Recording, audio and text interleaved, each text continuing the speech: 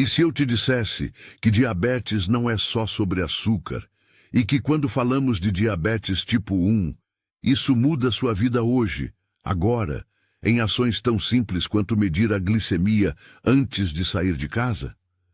Muitas pessoas ainda pensam que só quem come muito doce ou está acima do peso corre risco.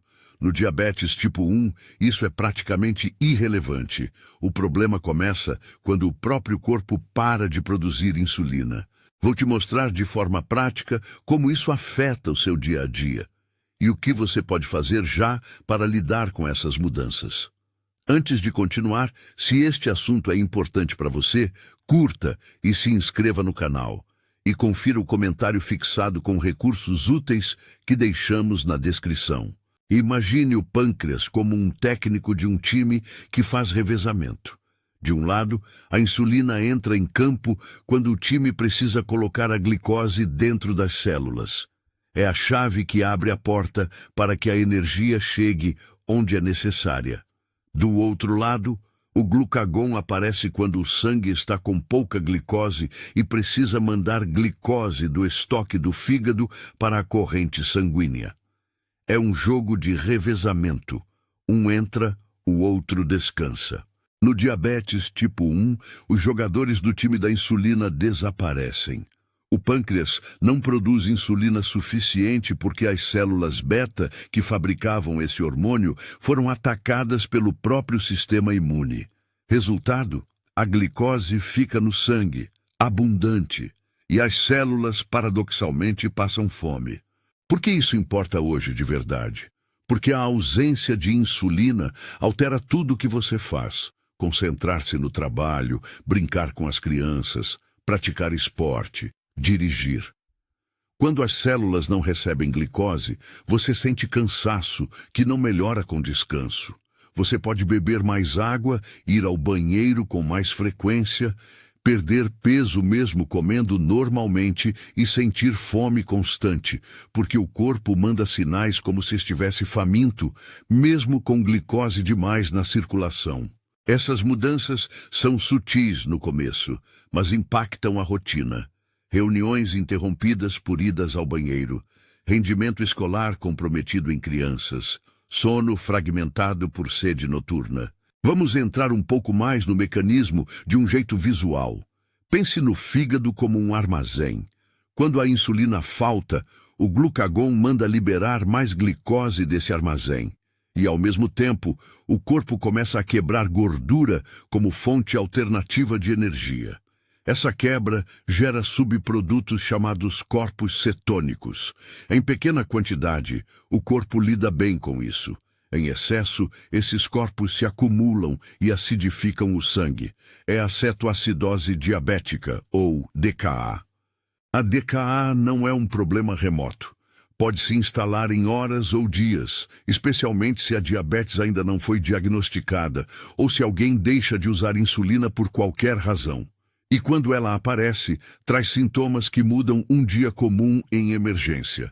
Náuseas, vômitos, dor abdominal, respiração rápida e profunda, confusão mental e um hálito com cheiro frutado, sinais que exigem atendimento imediato. E por que isso às vezes pega as pessoas de surpresa? Porque muitos dos sinais iniciais parecem simples. Um jovem que está mais cansado, bebendo mais água e perdendo peso pode pensar que está apenas estressado ou em dieta. Uma criança com queda no desempenho escolar pode ser rotulada como desatenta. O que acontece na prática é que a progressão pode ser rápida. O que parecia um incômodo vira emergência. Por isso, é tão importante reconhecer os alertas.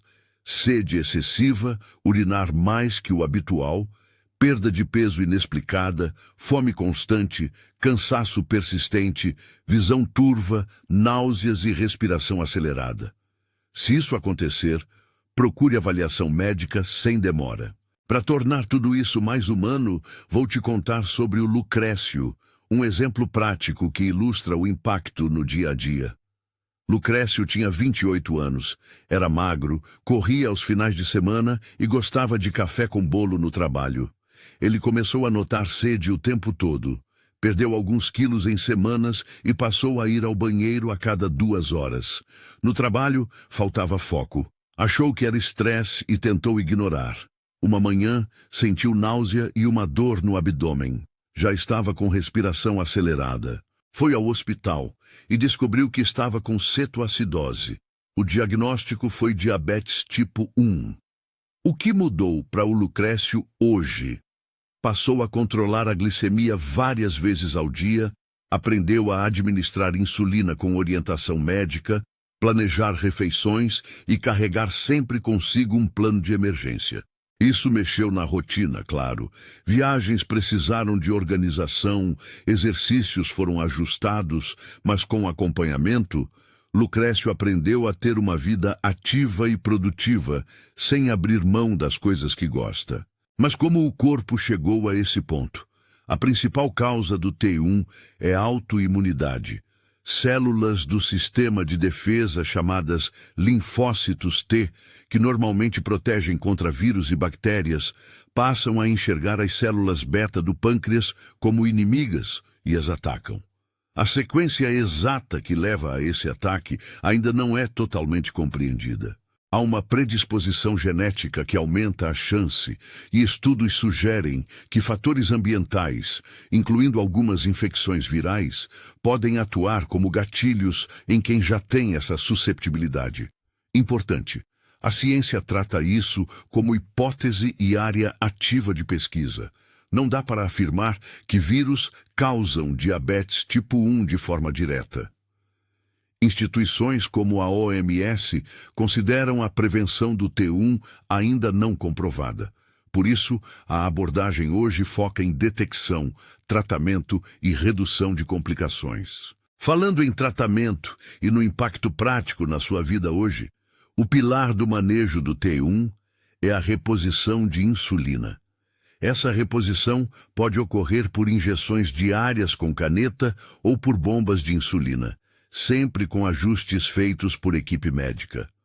A monitorização da glicemia é outro elemento central, seja por picadas no dedo para medir a glicemia capilar, seja por monitores contínuos de glicose, CGM, que acompanham os níveis em tempo real e se conectam a aplicativos. Essas tecnologias transformaram rotinas.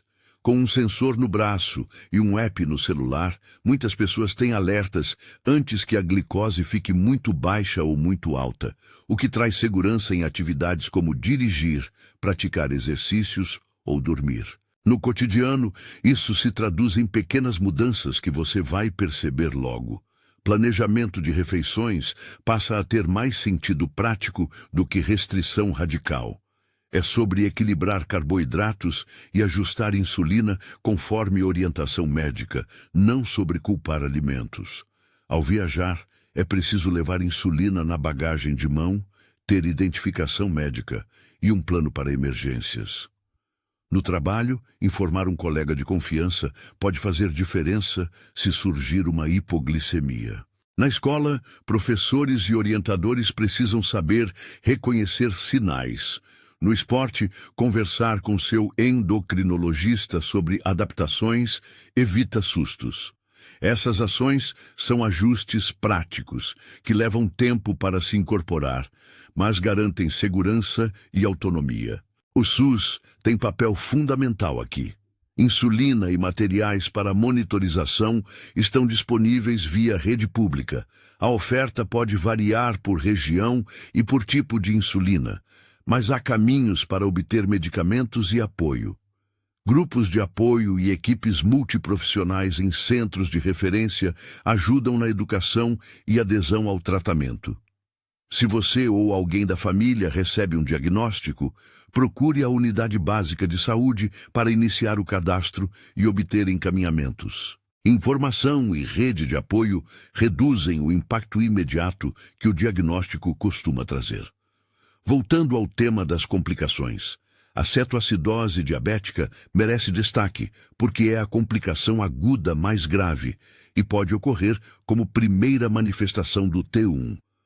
Imagine uma criança que nas últimas 48 horas começou a vomitar, apresenta dor abdominal e respiração acelerada. Os pais acham que é gastroenterite, mas na verdade a criança está em DKA. Em poucos dias, isso pode levar ao comprometimento do estado de consciência. Não é para gerar pânico, mas para dizer com clareza: DKA é emergência.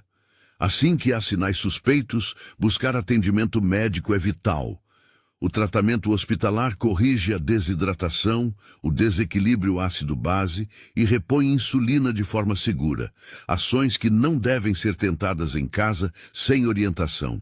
E as vacinas ajudam. Vacinas não previnem diabetes tipo 1 comprovadamente. No entanto, vacinar-se é sensato porque evita outras doenças que podem complicar a vida de quem já tem uma condição crônica. Além disso, algumas pesquisas investigam se determinados mecanismos imunológicos relacionados a infecções estariam associados ao surgimento do T1 em pessoas predispostas. Mas esses estudos ainda não mudam a recomendação prática. Manter vacinação em dia é uma medida de proteção geral. Depois de falar sobre riscos e tratamento, é importante lembrar o lado humano. Viver com diabetes tipo 1 envolve carga emocional, medo de hipoglicemia, frustração por adaptações necessárias, ansiedade sobre complicações. Tudo isso é real. Por isso, apoio psicológico, grupos de convivência e educação em diabetes são tão importantes quanto a insulina. Compartilhar a rotina com quem convive com você, família, colegas de trabalho, professores, torna o manejo mais seguro e menos solitário. Agora, um resumo bem prático do impacto hoje e das ações que você pode tomar já. Conheça e reconheça os sintomas iniciais.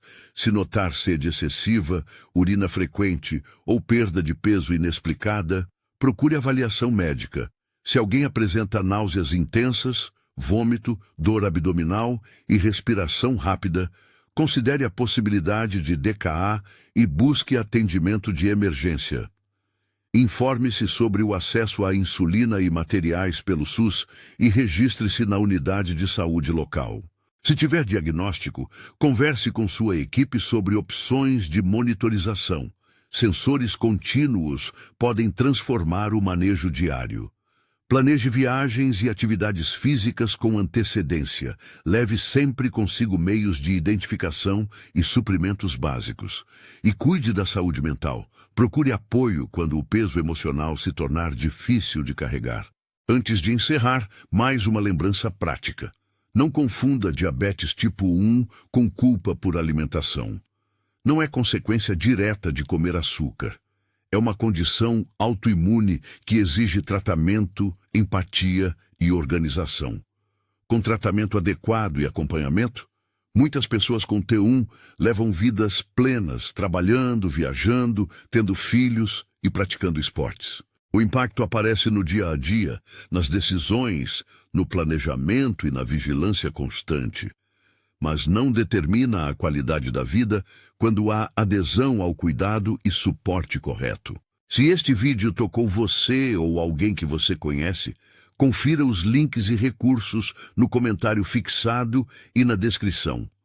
Lá reunimos informações sobre acesso ao SUS, guias práticos para o primeiro atendimento, grupos de apoio e onde buscar monitores contínuos. Se quiser apoiar nosso trabalho e ter acesso a conteúdos extras, como checklists e guias detalhados, considere tornar-se membro do canal.